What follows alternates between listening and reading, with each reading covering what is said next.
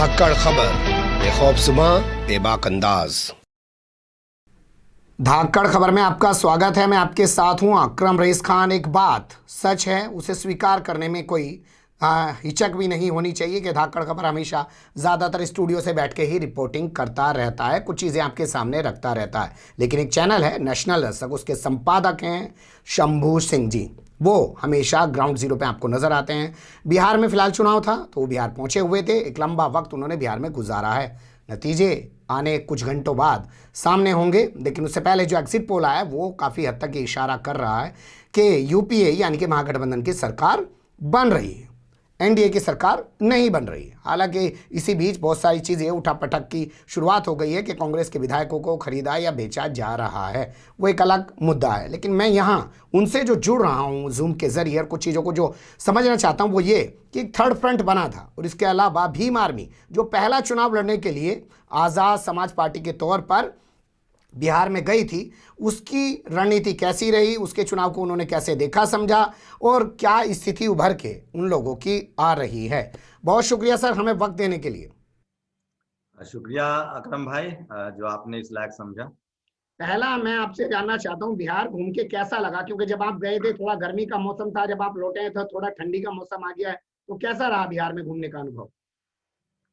अकरम भाई, बिहार मेहनत कश लोगों का राज्य है।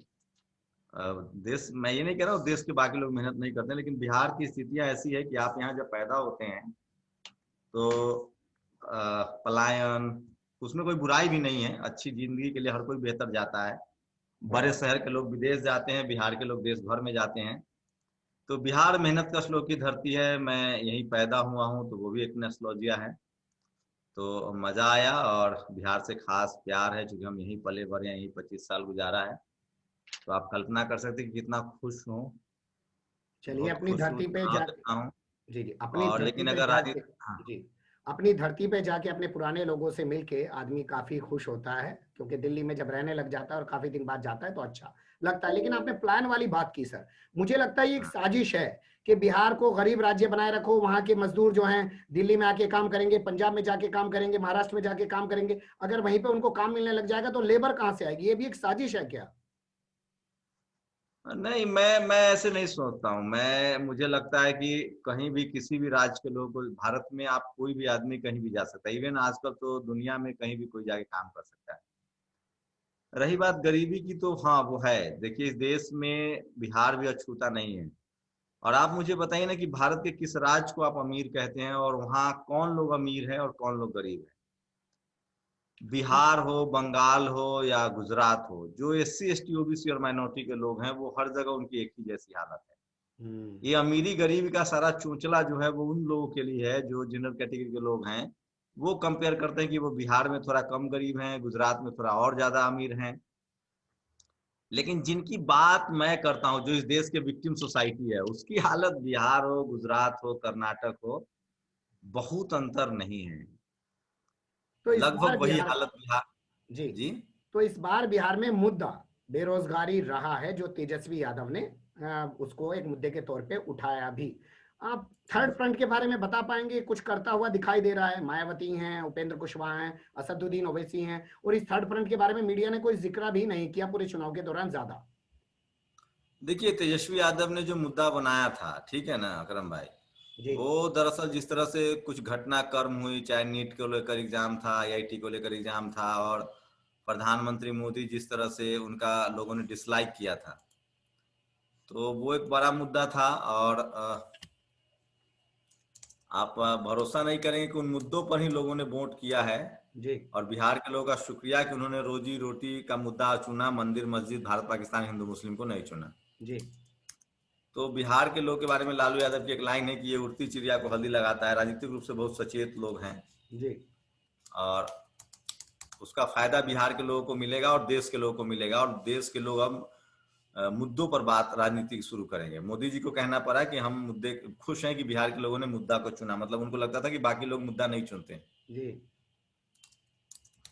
थर्ड फ्रंट को कहाँ पाते हैं आप इस चुनाव में? उसने क्या किया? कुछ करता हुआ दिखाई दे रहा है?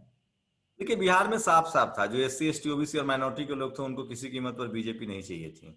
जी वो नीतीश कुमार से उतना नाराज नहीं थे जितना बीजेपी से नाराज है। तो उन्होंने तय किया कि अगर हम इधर उधर वोट करेंगे तो वोट बढ़ जाएगा, इसलिए उन्होंने सबसे बड़ी पार्टी जो है उसको टैक्टिकली SC ST OBC और माइनॉरिटी के लोगों ने जमकर वोट किया, इसलिए आरजेडी सत्ता में आ रही है। तो थर्ड फ्रंट कुछ करता हुआ नहीं दिखाई दे रहा। कितनी सीटें? 26 सीटों पे अकेले असदुद्दीन ओवैसी लड़ रहे हैं, क्या एक दो सीट भी नहीं जीत पाएंगे?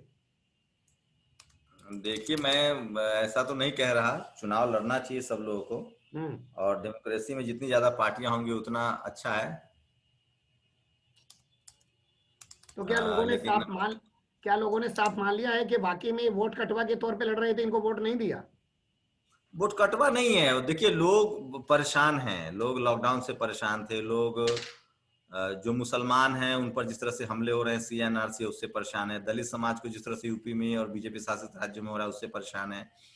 पिछड़े समाज के लोग रोजी रोटी के लिए परेशान है। तो उनको लगता था कि हम किसी एक सरकार को चुनेंगे, अगर हमारा वोट कटवा नहीं कह रहे हैं वो, अगर वो लोग मेहनत करेंगे तो आगे से उनको जरूर मौका देंगे।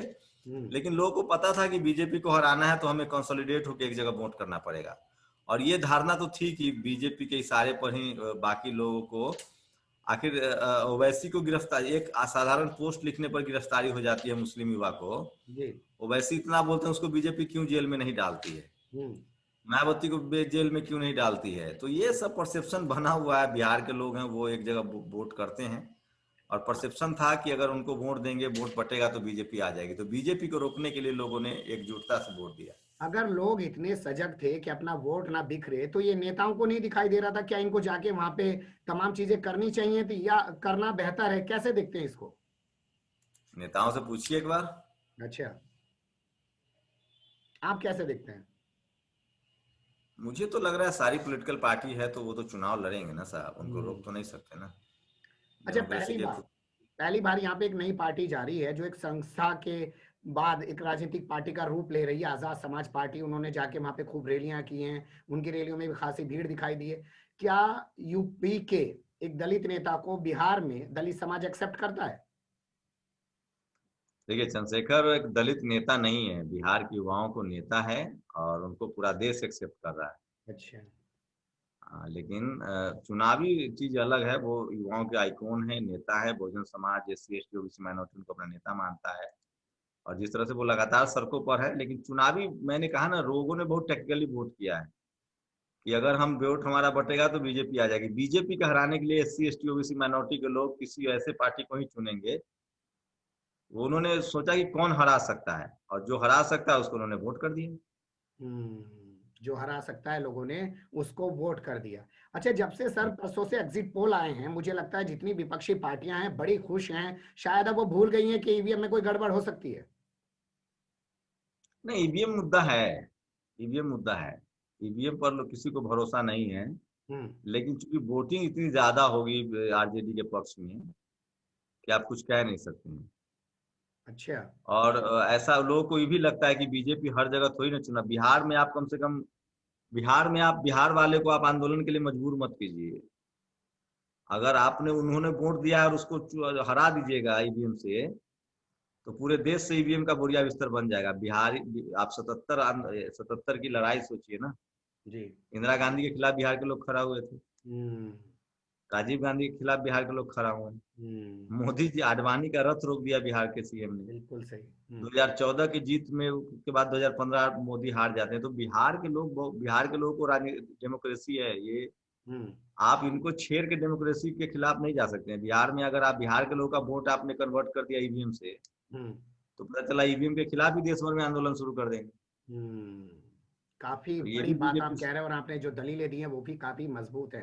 लेकिन एक चीज मैं यहाँ समझना चाहता हूँ, बिहार से जो मैंडेट निकल के आएगा, माना जा रहा था कि अगर बिहार में बीजेपी जीत गई तो उसके हौसले बढ़ेंगे, लेकिन बिहार में अगर वो हार गई तो उसका पतन जो है वो यूपी में भी होगा। क्या ऐसा मुमकिन है? ये मैं नहीं कह सकता बिहार के लोगों का वोटिंग पैटर्न, यूपी के लोगों का वोटिंग पैटर्न, लेकिन मैं ये बात जानता हूँ कि दलित और मुसलमान और पिछड़े समाज के लोग, आदिवासी, ये बीजेपी के खिलाफ के पास जाना नहीं चाहते हैं। तो अगर इसी तरह की वोटिंग पैटर्न रहा, वहां लोग किसी एक पार्टी को चुन लेंगे तो स्थिति हो जाएगी। नतीजे आने के बाद बिहार में नीतीश कुमार का क्या होगा सर? नीतीश जी सबसे ज्यादा नुकसान में है। दरअसल उनके दोस्त ने उनको जहर दे दिया। दरअसल बीजेपी चाहती है कि उनको खत्म किया जाए। बीजेपी की कोशिश है कि कोई सीधा, पहले वहां ट्रायंगुलर लड़ाई था, रामविलास पासवान, नीतीश कुमार, लालू यादव, इसके अलावा राजनीति घूमती थी। बीजेपी की कोशिश है कि सवर्ण वर्सेज गैर सवर्ण किया जाए, एक ही पार्टी से उसको लड़ना पड़े। तो नीतीश जी को निपटाने में बीजेपी का हाथ है और वो कामयाब होती दिख रही। क्या नीतीश जी को इसलिए निपटाया गया क्योंकि वो जाति की राजनीति नहीं कर रहे थे, क्योंकि कुर्मी खुद 6% हैं, तो उनकी जो राजनीति वो सर्व समाज की राजनीति थी, इसलिए उनको साइड पहले किया बीजेपी ने? सर्व समाज की राजनीति मतलब नीतीश कुमार ने काम तो किया ही है, सड़कें बनाई, बिजली दिया, जी। लेकिन लोग जिस तरह से उन्होंने पिछली बार आरजेडी को धोखा दिया, लालू जी ने भी उनको दो टर्म के काम को सराहा और उनके साथ गठबंधन में आए। लेकिन पिछली बार जिस तरह से वो पाला बदल के चले गए, उसके बाद से लोगों में उनकी नाराजगी थी कि मैंने वोट तो आरजेडी और नीतीश कुमार को दिया था, बीजेपी कैसे सत्ता में आ गई। जी। जी। अभी इस चुनाव के नतीजे के बाद आने वाले जो विधानसभा चुनाव हैं, बंगाल का डंका बजेगा, तो बिहार में इस नतीजे से क्या बंगाल के जो होने वाले चुनाव होंगे विधानसभा के, उसको कुछ देखा समझा जा सकता है किसी तरीके से? देखिए अकरम भाई, मुसलमान, दलित, ये तो वोट नहीं देने जा रहा है बीजेपी को, ठीक है ना। जहां जहां जाति को लेकर आंदोलन चला है, बिहार यूपी के लोग कहते हैं, लोगों का एक गलत परसेप्शन है कि बिहार यूपी में जातिवाद है। जी। सच्चाई है कि बिहार यूपी में जातिवाद के खिलाफ संघर्ष है। बंगाल में लेफ्ट पार्टियों ने 25 साल में इसको नहीं, जहां भी बीजेपी नहीं आई है या जहां जाति को लेकर विमर्श नहीं है, वहां बीजेपी जीत जाएगी चुनाव। जी। वहां हिंदू मुस्लिम होगा। जब तक आप अम्बेडकर को अपने हाथों में नहीं उठाएंगे, तब तक वो धर्म की राजनीति करते रहेंगे। एक लाइन में अगर मैं आपसे पूछूं, बहुत बड़ा सवाल पूछना चाह रहा हूं छोटे से जवाब के जरिए, ये नीतीश कुमार की हार है, ये नरेंद्र मोदी की हार है, या ये तेजस्वी यादव की जीत है? नहीं नहीं, ये बीजेपी आरएसएस की आइडियोलॉजी की हार है। लोग उससे नाराज हैं। रोजगार के मुद्दे पर लोगों को लगता है कि वो सिर्फ दिखावा कर रहे हैं। उनका इवेंट मैनेजमेंट होता है, 370 भारत पाकिस्तान करते हैं और लोगों की समस्याएं दूर है। बेरोजगारी की जीत है, ये गरीबी की जीत है, ये लॉकडाउन में जो लोगों ने तकलीफ उठाई है उसकी जीत है कि हम उससे वो निकलना चाहते हैं। और ये डेमोक्रेसी की जीत होगी। लोग बहुत परेशान हैं, उनको लगता है कि डिक्टेटरशिप चल रहा है देश में। बहुत शुक्रिया सर, आपने बहुत सारी चीजें बताई और बहुत छोटे छोटे से संक्षिप्त के जवाब के जरिए बताई, लेकिन आखिर में एक चीज समझना चाहता हूँ, पूरे चुनाव आप घूमे हैं, दिल्ली का मीडिया जो है बार बार भाजपा के नेताओं के इंटरव्यू दिखा रहा था, नीतीश कुमार के भी धड़ाधड़ इंटरव्यू चल रहे थे, जो विपक्ष की पार्टियां उनका कवरेज भी नहीं दिखाया जा रहा था। इंटरव्यू तो बहुत बड़ी चीज थी, इसे आप कैसे देखते हैं? अकरम, हम लोग लगातार बात करते हैं। अकरम, हम लोग लगातार बात करते हैं। मीडिया कोई होली काऊ नहीं है, वो उसी समाज का हिस्सा है जहाँ मुसलमान पत्रकार नहीं है, दलित नहीं है, पिछड़ा नहीं है। हम लोग हैं, आप मुस्लिम हैं, मैं बहुजन हूँ, तो हम लोग बात कर रहे हैं अपने सोसाइटी की। और हम लोग कोई किसी के खिलाफ बात नहीं कर रहे हैं, हम सिर्फ विक्टिम की बात कर रहे हैं। मीडिया का काम होता है जो विक्टिम है उसके साथ खड़े हो गए। तो हम तो कोई एजेंडा नहीं चला रहे, हम पीड़ित के साथ है। पीड़ित इस देश में मुसलमान है, दलित है, पिछड़ा है, इसलिए हम उसकी बात कर रहे हैं। ओपिनियन पोल और एग्जिट पोल में आपको समझना पड़ेगा। ओपिनियन पोल होता है हवा बनाने के लिए, 90% 70% लोग कहते हैं जो जीतेगा उसको वोट कर देंगे। तो टीवी का इस्तेमाल होता है, अखबार का इस्तेमाल होता है ओपिनियन पोल में। तो जब तक ओपिनियन पोल का दौर था, बीजेपी जीत रही थी, नीतीश नहीं जीत रहे थे। बिहार के चुनाव में खास बात देखिएगा, यहाँ का जो जनरल कैटेगरी का उम्मीदवार है वो कहता है कि हमको नीतीश को वोट नहीं देना है, बीजेपी को वोट देना है। जी। तो उसको नीतीश से नफरत है, लालू से नफरत है, रामविलास पासवान से नफरत है। वो चाहते हैं कि 30 साल 2 पिछड़ा सीएम हुआ है, अब कम से कम 40 साल सवर्ण यहाँ रहे हैं। अब वो फिर सवर्ण सीएम चाहते हैं, बीजेपी की सत्ता चाहते हैं। तो अगर बीजेपी की सत्ता चाहते हैं, बीजेपी इस बात को क्यों नहीं समझती है? वो अकेले चुनाव क्यों नहीं लड़ लेती फिर? बीजेपी अकेले चुनाव लड़ेगी तो उसको एक सीट नहीं आएगी। अच्छा। आप बिहार के लोग को नहीं जानते हैं। बिहार में नीतीश कुमार, रामविलास पासवान, कर्पूरी ठाकुर, जगदेव प्रसाद की धरती है। यहाँ का मुसलमान भी हिंदुस्तान नहीं बोलता है, भारत बोलता है। बिहार के मुसलमान जो है वो हिंदुस्तान नहीं बोलते हैं, क्या बोलते हैं? भारत। भारत बोलते हैं। बिहार के मुसलमान पता है क्या करते हैं? बिहार के मुसलमान फातिमा शेख को पढ़ते हैं। बिहार के मुसलमान मस्जिद में नमाज भी पढ़ते हैं और उनको ये भी पता है कि सोशल जस्टिस क्या है। यहाँ पसमंदा की लड़ाई भी चलती है। यहाँ अशरफ मुसलमान के खिलाफ भी आंदोलन चलता है, अली अनवर और जैसे लोग, कि भैया जातिवाद जहाँ है उसको खत्म कीजिए। जो जुलाहा है, जो मियां, लेकिन आपको नहीं सुनिए ना, जो जुलाहा है, ये बहुत बहुत सचेत धरती है साहब, राजनीतिक रूप से बहुत सचेत धरती है ये। जी जी, लेकिन आपको नहीं लगता ये तमाम चीजें इन्हें नीतीश कुमार ने पैदा की, महादलित, दलित, अति पिछड़ा और पिछड़ा, ये तमाम चीजें जानबूझ के पैदा नहीं की नहीं नहीं, राजनीति के देखिए लिए? लालू जी के काम को नीतीश कुमार ने आगे बढ़ाया है, लेकिन वो बीजेपी के पाले में चलेगा। लालू जी के काम 33% आरक्षण लालू जी कहते थे कि महिलाओं को मिलना चाहिए, हम्म नीतीश कुमार ने किया पिछड़े समाज के लोगों को, दलित समाज के लोगों को। हम्म लालू जी ने 17 यूनिवर्सिटियां खोली, हम्म नीतीश कुमार ने बुद्ध सर्किट बनाया। हम्म तो लालू जी का अलग काम है। लालू जी का काम का आप कल्पना नहीं कर सकते। उनकी वजह से ही बिहार में राजनीतिक चेतना आई। जो जगदेव बाबू का काम था उसको कर्पूरी ठाकुर ने आगे बढ़ाया, कर्पूरी ठाकुर के काम को लालू यादव ने आगे बढ़ाया, लालू यादव के काम को नीतीश बढ़ा रहे थे। लेकिन लेकिन उनके मुसलमान नीतीश कुमार को मुसलमान वोट देते थे, दलित वोट देते थे। जब वो बीजेपी, जब आरएसएस हावी हो गए, जी और जब देखिए बिहार के लोग बिहार के लिए वोटिंग नहीं करते हैं। हम्म आडवाणी का रथ सिर्फ बिहार के लिए नहीं रोका गया था। बिहार के लोग राजनीतिक रूप से, सामाजिक रूप से देश को एक दिशा देते हैं। हम्म वो बताते हैं कि यहाँ आप झूठ नहीं बोल पाइएगा। हम्म वो लोग पूछते हैं सवाल कि लॉकडाउन में ट्रेन नहीं चल रही थी, तुम 40 हेलीकॉप्टर आज कहाँ से उड़ा रहे हो। बिहार के लोगों को आप गरीब मत कहिए। बहुत गरीब होना और लाचार होना दोनों में अंतर है। यहाँ के लोग लाचार नहीं है, बेबस नहीं है, वो गरीब हैं, वो मेहनत कश लोग हैं, वो सवाल पूछते हैं। बहुत फर्टाइल लैंड है। पॉलिटिकल साइंस के जो स्टूडेंट मिलेंगे आपको, जी आप यहाँ के लोगों को हिंदू मुस्लिम पर नहीं लड़ा सकते हैं। हम्म आप यहाँ के लोगों को 370 नहीं समझा सकते हैं। हर घर में आर्गुमेंटेटिव होते हैं। वो गुजरात मॉडल इंप्लीमेंट ही नहीं कर सकते हैं आप। गुजरात में 5,000 में पुलिस की भर्ती होती है, 3,000 टीचर को मिलता है। नीतीश जी ने करने की कोशिश की थी, बाद में उनको 30,000 रुपया तनख्वाह करना पड़ा। हम्म तो बिहार के लोग उड़ती चिड़िया को हल्दी लगाते हैं। हम्म बिल्कुल सही बड़ी आपने कहा, उर्वरक। बिल्कुल सही आपने कहा। बहुत शुक्रिया वक्त देने के लिए। लेकिन आपने आखिरी जो लाइन की कि बिहार के लोग बहुत सचेत होते हैं और यहाँ पे गुजरात मॉडल चल नहीं सकता है, लगता है इसी वजह से, नहीं नहीं, इतना सब कुछ होने के बाद। बिहार के लोग मोदी जी के भी साथ खड़े हुए थे जब उनको नहीं पता था। जी जब उनके साथ अंधेरा, बिहार, पता है आपको मीडिया के साथ क्या हुआ? बिहार में किसी भी पत्रकार को सोच समझ के बोलना होता था। जी लोग सवाल पूछ देते थे। हम्म मैं कितनी बार मार खाते खाते बचा हूं, मेरे हम्म रिपोर्ट्स में लगी हुई है। उनको मैं जैसे ही पूछता था मंदिर बन गया खुश न हो, तो वो कहता था कि जूता मारेंगे नहीं तो यहाँ से भाग जाओ। मंदिर पर वोट हो रहा है।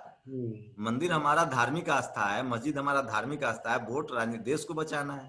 हम्म हम पूछते थे 370 हट गया, तो कहा कि तो क्या हुआ? हम्म बिहार में 370 का क्या काम है? हम्म तो ये टीवी अखबार को भी मैंने के बारे में लोगों की जागरूकता है अकरम भाई। और आइए कभी बिहार राजनीतिक रूप से, हम्म जो अमेरिका की पॉलिटिकल चेतना है ना, वही बिहार की पॉलिटिकल चेतना है। ट्रंप जा रहे हैं यहाँ से, बीजेपी, ये नीतीश कुमार की हार नहीं है, बीजेपी की हार है, जी आरएसएस की आइडियोलॉजी की हार है। जी नीतीश से बिल्कुल नाराजगी नहीं थी। नीतीश को मुसलमान वोट दे रहे थे, दलित वोट दे रहे थे। जब वो बीजेपी में गए हम्म तब उन्होंने उनको वोट देना बंद किया।